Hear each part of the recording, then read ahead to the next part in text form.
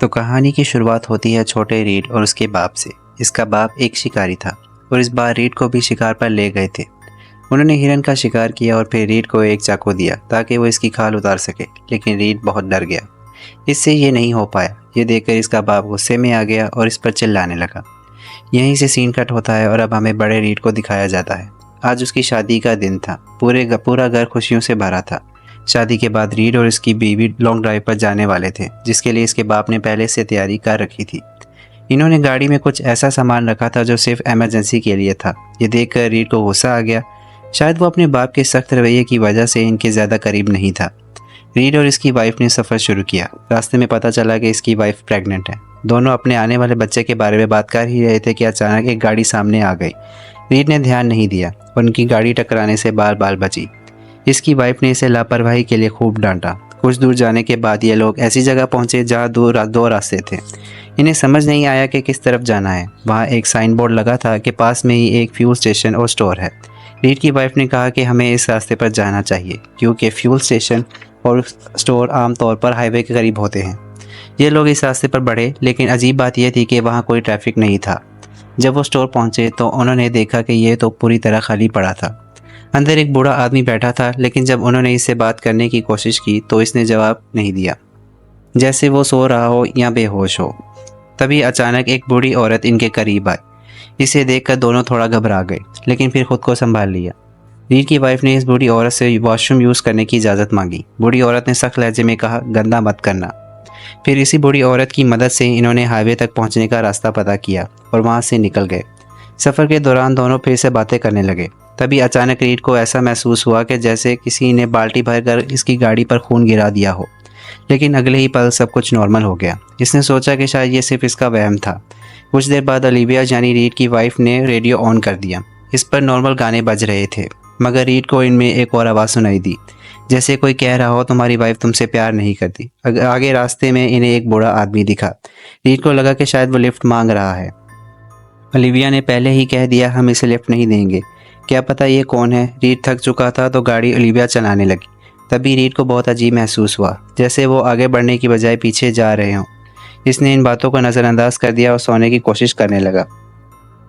जैसे ही रीड की आंख लगी, इसे महसूस हुआ कि ओलिविया एक डरावने शैतान में बदल गई है। इसका चेहरा और आंखें बहुत भयानक हो गई, जैसे वो रीड को खाने ही वाली हो।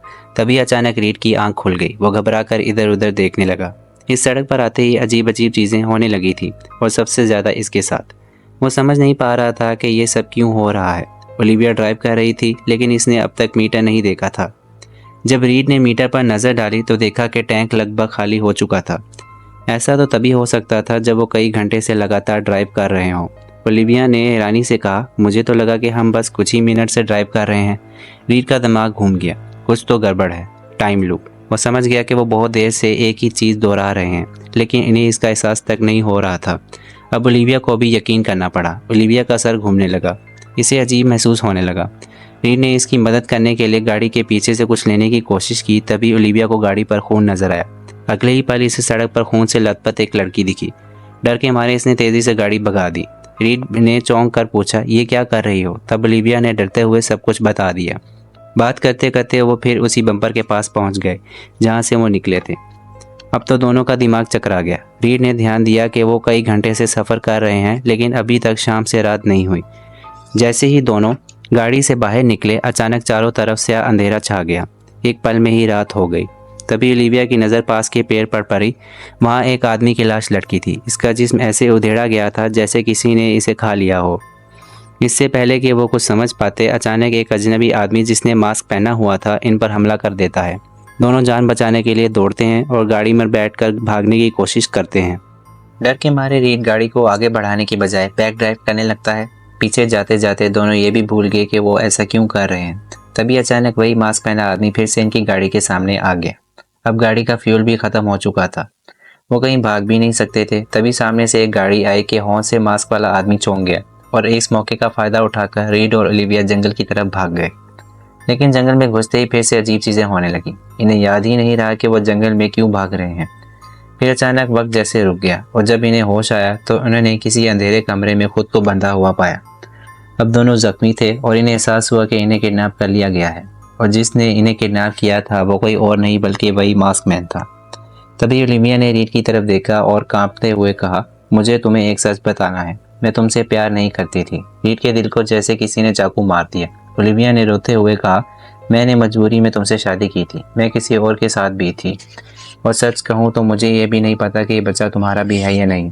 रीड का खून खौल उठा। तभी कमरे में पड़ा रेडियो खुद ही चालू हो गया और गाने के बीच से आवाज़ आई, मैंने कहा था ना ये तुमसे प्यार नहीं करती। रीड ने हैरानी से देखा, वही मास्क पहना आदमी पास में बैठा था और वो शायद उसी मरे हुए आदमी का मांस खा रहा था।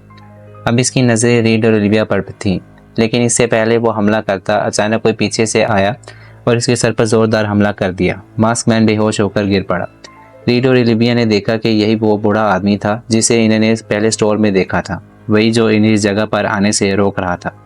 रीड ने हड़बड़ाकर पूछा, ये सब क्या है, हम कहाँ हैं? बूढ़े आदमी ने गहरी सांस ली और कहा, यह जगह श्रापित है, यहाँ सब कुछ एक टाइम लूप में फंसा हुआ है, ना वक्त आगे बढ़ता है और ना यहाँ से कोई बचकर निकल पाता है, और जितनी देर तुम यहाँ रहोगे उतना ही अपना पास्ट भूलते जाओगे, जैसे मैं भूल चुका हूँ।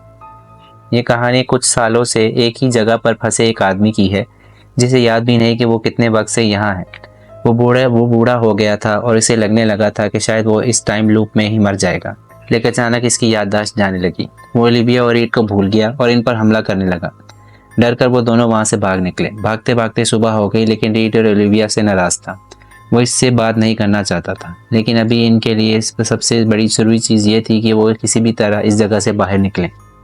रास्ते में इन्हें कोई इंसान दिखा। ध्यान से देखने पर पता चला कि वो ओलिविया ही थी जब वो जंगल में वॉशरूम के लिए गई थी। तभी इन्हें समझ आया कि वो एक टाइम लूप में फंसे हुए हैं। हर बार सब कुछ वैसे ही दोबारा हो रहा था। रीड ने फ़ौरन एक पत्थर उठाकर पुरानी ओलिविया को डराया ताकि वो वहाँ से चली जाए। अब इसे समझ आया कि पहले इसे डराने वाला कोई और नहीं बल्कि वो खुद था। फिर इसने अपनी गाड़ी से पेट्रोल निकाला और अगले लूप में खुद को बचाने के लिए अपनी ही गाड़ी में डाल दिया। अब इन्हें यह भी समझ में आया कि अगर वो गाड़ी को पीछे की तरफ चलाएंगे तो टाइम भी पीछे जाएगा और शायद वो इस लूप से बाहर निकल सकें। लेकिन जैसे जैसे वो पीछे जाने लगे, इनकी याददाश्त फिर से जाने लगी और उन्होंने गाड़ी को दोबारा आगे की तरफ चलाना शुरू कर दिया। तभी उन्होंने देखा कि किसी नकाब पहने आदमी ने नए लूप में आने वाले रीड और ओलिविया पर हमला कर दिया था। रीड और ओलिविया ने अपनी गाड़ी का हॉर्न बजाकर इस नकाबपोश का ध्यान भटकाया। ओलिविया ने गाड़ी में पीछे देखा तो एक चाकू रखा था। इसे लगा कि शायद रीड इसे मारने के लिए चाकू लेकर आया था, क्योंकि अब उसे ओलिविया की सच्चाई पता चल चुकी थी। डर के मारे इसने वही चाकू उठाया और रीड को गाड़ी से बाहर निकाल दिया। रीड बार बार इसे समझाने की कोशिश करता रहा, रुको, ऐसा कुछ नहीं है जैसा तुम समझ रही हो, हर तरफ खतरा है। लेकिन ओलिविया ने इसकी एक नहीं सुनी। जैसे ही रीड गाड़ी से बाहर निकला, इस पर किसी ने हमला कर दिया। लेकिन ये देखकर ओलिविया हैरान रह गई कि जो मास्क पहने आदमी इन पर हमला कर रहा था वो कोई और नहीं बल्कि ओलिविया का ही फ्यूचर वर्जन था, वही जिसने इन्हें किडनैप किया था और वही जो इंसानों का गोश्त खा रहा था।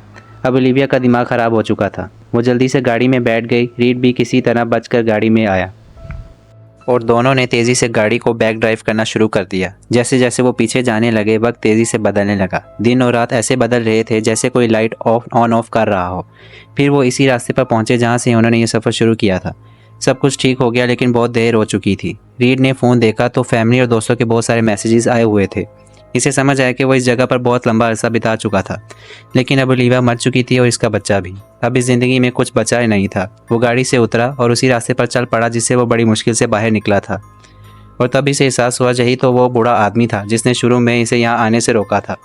अचानक जंगल में इसे एक छोटी बच्ची दिखी जिसकी शक्ल हूबहू उसी से मिल रही थी।